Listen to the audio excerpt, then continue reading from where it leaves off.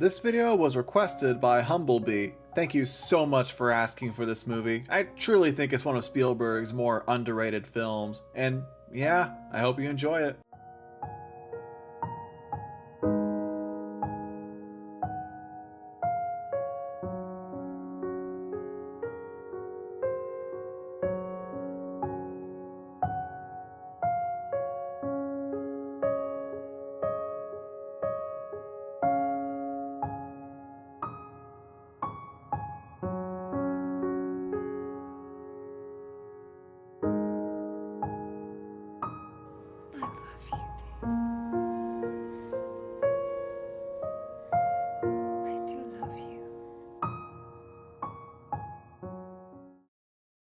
You know what I hate more than 50 seconds of logos? 50 seconds of pretentious silent logos. Is it an artistic choice? Is my soundbar malfunctioning? You don't know! You know what's ironic about this, Sin?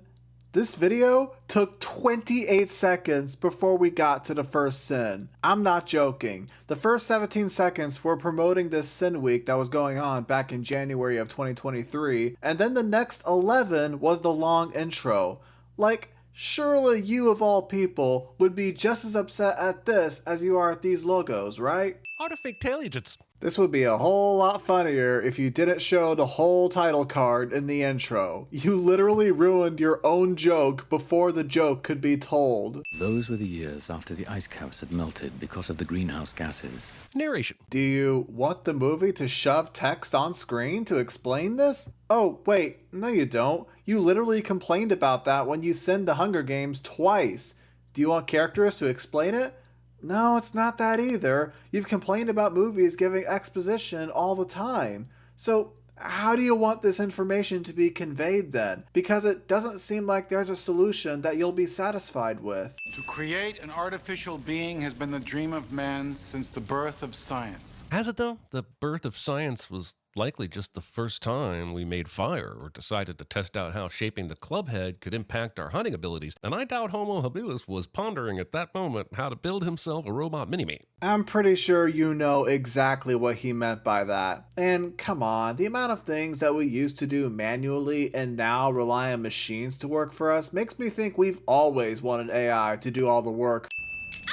Since no one in the room reacts in shock or horror at this, I'm assuming they all already knew this was an android. So her being seated here as if she's one of the participants instead of up front as a visual aid is purely for us. Or they could have just assumed this was a part of the presentation. Are you telling me you would have gasped because someone got poked?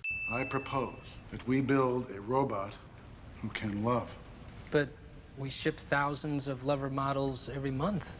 Confusing sex with love. Listen, baby Ken Leung, sex is where you f*** each other, love is where you f*** each other, and also have to apparently go to their office Christmas party, even though for 3 years running, Bob corners you to tell you about how Kachava changed his life, even though you Nah, I've heard enough. Skip! Tell me, what is love? Oh, baby, don't hurt me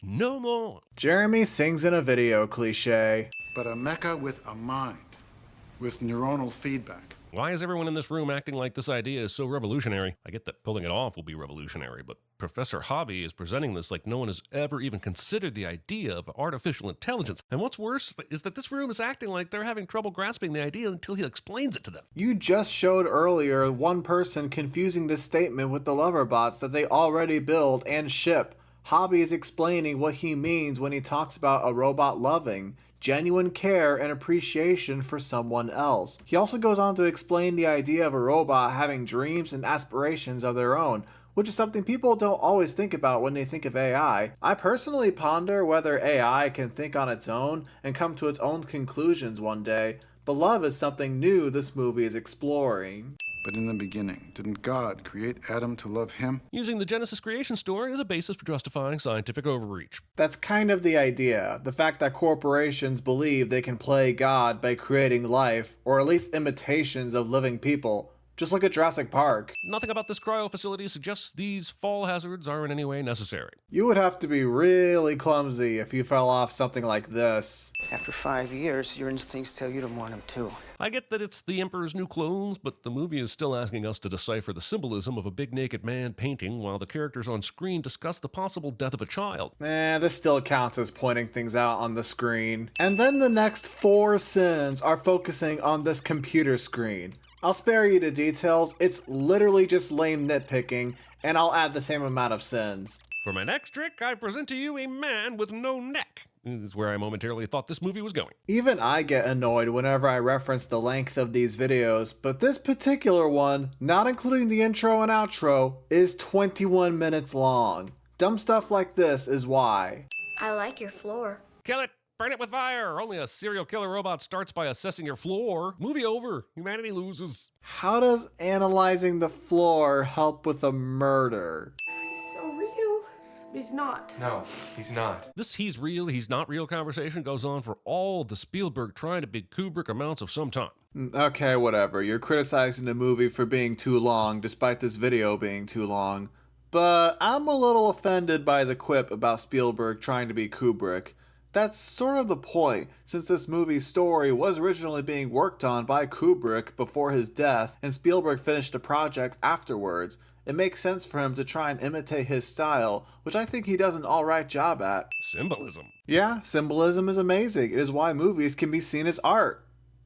Oh, wait, that was a sin? How is David's reflection showing directly in this metal mobile while it's this high above his head? It's called perspective. I can never go to sleep, but I can lay quietly and not make a peep. Movie doesn't end right now with the Swintons immediately returning David and leaving an Amazon review that says, cute kid, but way creepier than expected. How is this creepy? He's basically saying he can just lie in his bed and not do anything.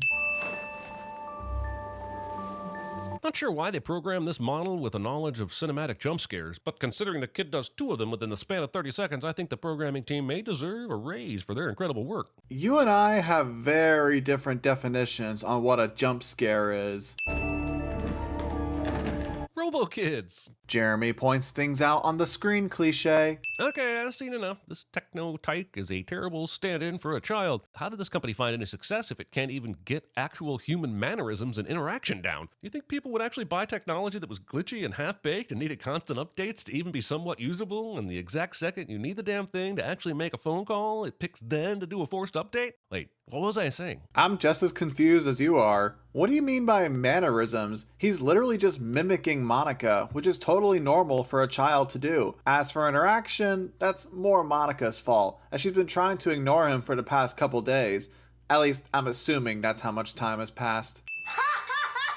Somehow, this will be the turning point for Monica to embrace David. This psychotic laughter will convince her everything is A-okay with her replace a kiddo. What's wrong with these people? And right at the nick of time, we have CinemaSins manipulating another scene. David laughing here is no doubt a part of Monica's mind coming around to him becoming her son, but there's another scene right after where she tucks him into bed and she starts remembering Martin in the hospital, clearly missing that mother and son interaction, and so decides to give David a chance, because who knows how long it'll be before Martin comes back. Can you feel my hand on the back of your neck? Maybe, but the more important question is why are you putting it there? Because there is not a step listed there that indicates any kind of required physical initiation procedure. Sure, there's some sort of fine print that points to the back of the neck and the forehead, but if touch is required, put it in the f***ing steps. Since Monica was able to figure out these instructions without your suggestions, why are you making them? I would agree with you if they weren't clear and Monica couldn't piece together what to do, but since she did, I don't see the point of this sin. Also, why isn't Henry here? It even says names plural on the instructions, meaning you just imprinted David without giving Henry the chance to imprint as well. Who will think of Henry? David was bought specifically for Monica. It seems like Henry is willing to wait as long as possible for Martin, so of course he doesn't need to be here. I love you, Mommy. I hope you never die. Does this movie want us to eventually like David? Because having him say everything like he's pondering chopping up someone with a meat cleaver was an interesting choice. I mean, he's a robot. And at least to me, he sounds pretty genuine here while also sounding artificial. Strangely, this is the exact same procedure for turning me on. Jeremy says boner. I'm sorry, any future where anyone puts orangutan pictures on basketball backboards is not a future I can believe in. I'm out. Jeremy points things out on the screen cliche. David's going to love it. Martin asks Monica to read Pinocchio to them because he's evil, we know. And David does like the story, so it's not an issue there. But how does Monica not see straight through this shit-eating grin? The negligence of this parenting is less believable than a robot being frozen in ice for 2,000 years and waking to the golden age of Skynet. I'm pretty sure those robots actually appreciate humans, unlike Skynet. But more to the point, why would she assume anything mischievous? Pinocchio is a cute story about a boy learning the difference between right and wrong, so heck, maybe it's something David needs to hear right now. Don't touch the merchandise. Why is he still powered on for this? It doesn't even hurt him, and he's not doing anything right now, so why should he be powered off? We can ask her. No, it has to be a secret mission. Kids are assholes, it's true. But this kid is assholing like it's his 9 to 5, and Frank, the shift supervisor, is yelling at him to meet his daily assholing quota, or Greg in accounting will misplace his paycheck. It's called jealousy. Clearly, Martin doesn't like that his mom seems to like David more, especially since he only just came in not too long ago, so he wants to change that. It's literally the exact same idea from Toy Story. David! Why did you do that? Not acknowledging the real issue, which is that no one taught him how to safely use scissors. I feel like a robot could figure out how to use scissors really easily. What's Mecca? It's a noodle bar. Oh, and it's a strange shorthand used to create a new form of discrimination in this dystopian future. What's wrong with this alternate universe having its own word for a robot? Blade Runner did the same thing by calling the robots replicants.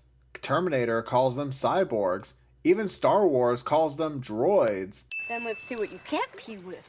Let's see who's laughing in a few decades when you're dealing with an enlarged prostate. Or so I've heard. Jeremy says boner. Also, this is 100 levels of f***ed up and doesn't bring anything to the story that won't be established when we get to the robo-sexploitation portion of the movie. So here are 10 sins in honor of these dickheads and the writers they were wrote in by. I mean, I know that I'm padding my sin count, but this seems a bit extreme. Plus, what's wrong with bullies being bad?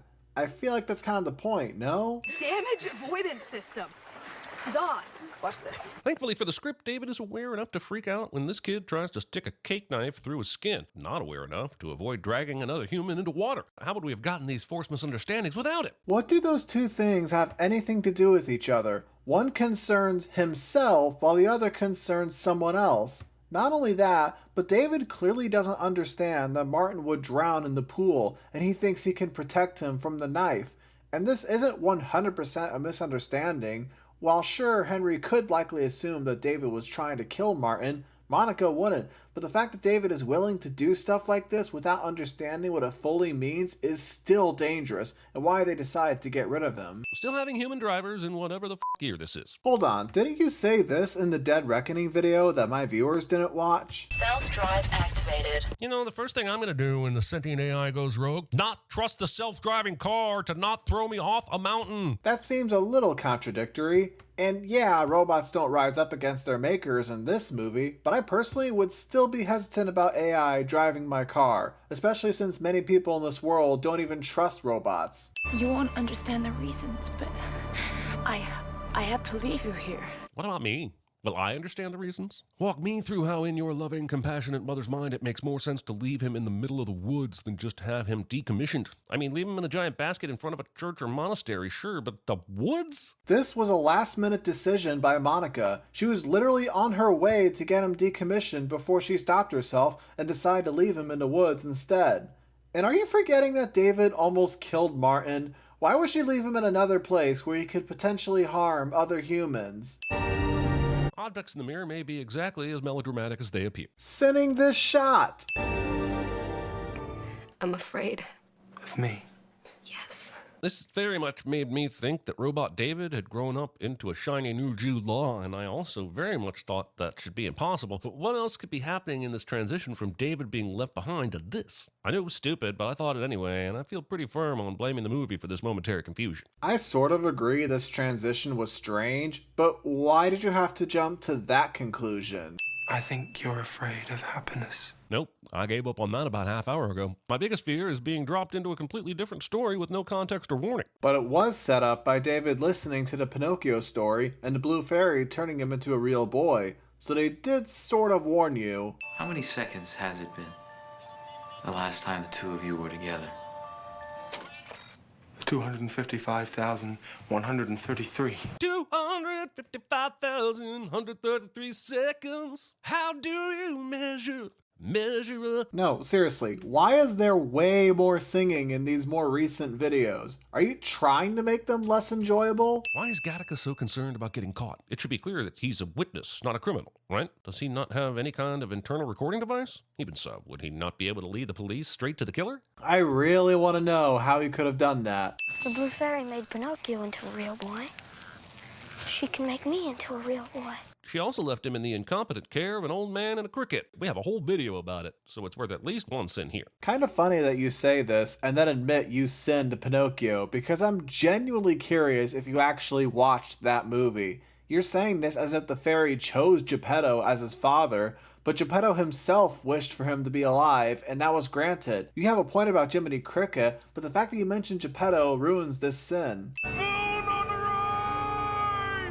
That sure was a well-pronounced M for someone without any lips. It's almost like he's a robot, and therefore doesn't operate the same way as humans. Tron lazily. Arbitrary movie reference. Also, these mighty mechan Power Rangers have now taken this movie from ponderous morality tale to over-stylized dystopian farce real fast. Are we sure they didn't let Terry Gilliam in to direct for a few minutes? So movies can't have different tones?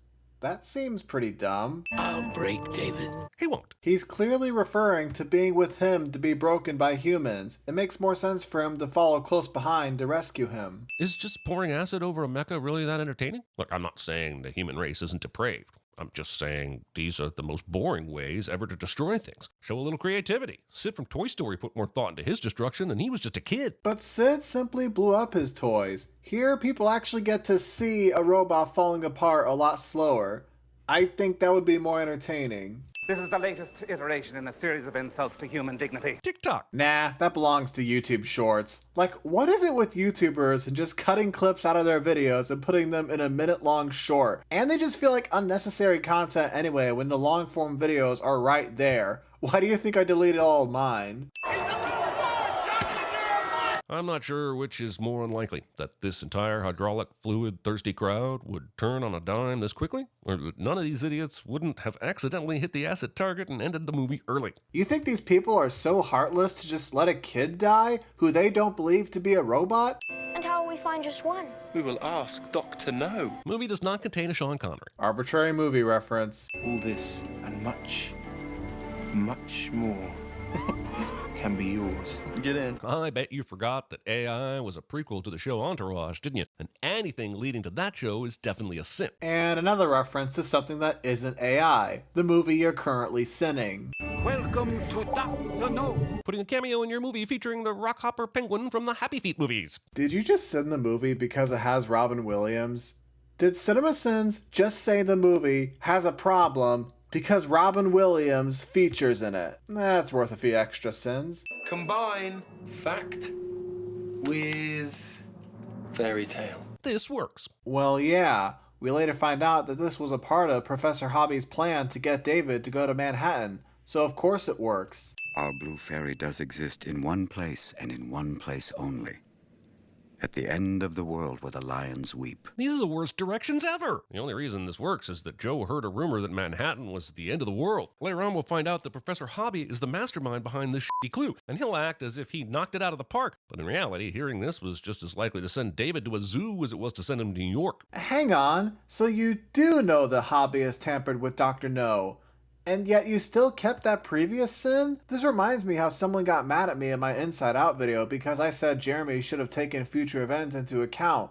They clearly do that, they just don't do it consistently. Mecha restricted area. When technology is advanced enough to know when it's in a mecha restricted area, but not advanced enough to keep two mechas from stealing a police amphibicopter. Those two things don't sound related at all. The copter just demonstrated that it's aware you can't do something. It hasn't shown the ability to refuse commands. And wouldn't it prevent them from entering Manhattan if it could do what you're suggesting? Stealing a shot from the movie Jeepers Creepers. Arbitrary. At last a love of your own is a terrible tagline for a robot kid. Or it's a really good tagline, as it explains that these robotic kids are able to truly love their parents. Is David not made of metal, the amphibicopter? I will not stand for this selective magnetism. David is currently out of the magnet's way, and I doubt it's strong enough to carry the amphibicopter. I am I was. I mean, barely. Really, what role did your character serve? Companion to David? Not really. Teddy was that. You just kind of hung around. Comic relief? No. Needed for the plot? Themes? I'm honestly wondering what we even lose if we discard your parts, other than about 20 minutes from the bloated runtime. Bloated runtime. But more importantly, you literally played that earlier scene where he suggested going to Dr. No, something David wouldn't have done if Joe wasn't there, which wouldn't have led him to find a Blue Fairy statue in Manhattan, so he was plot relevant. And David continued to pray to the Blue Fairy there before him. Sudden end movie narration that isn't actually the end because there's somehow still 30 minutes left in this movie, even though this is the perfect end. I mean, this does sort of work as an ending, but saying it's the perfect end? I'm sorry, but the actual ending this movie has is way better. Thus, 2,000 years passed by. The perfect encapsulation of what it feels like sitting through this movie somehow makes it into the script. Same thing for watching this video. Movie decides that the best way to visualize AI 2,000 years later is to make them look like every pop culture depiction of aliens everywhere, just in case the audience needed one last chance to be confused by something. Let me show you a side-by-side of these robots and aliens. Do these two things look similar to you? Thinking an android species this advanced would need to touch to transfer data to each other. Well, this movie did come out in 2001, before Bluetooth became widely used, so this was way more advanced for them back then. I have a wish to make. And what is your wish? My wish is that this movie would have taken one of the 5 possible endings it's already blown past instead of having another 20 minutes left. You're still criticizing the movie for not ending? I thought we already went through this. Plus, what other possible point could it have ended? The only spot before the credits I can think of is David praying to the fairy, like you pointed out.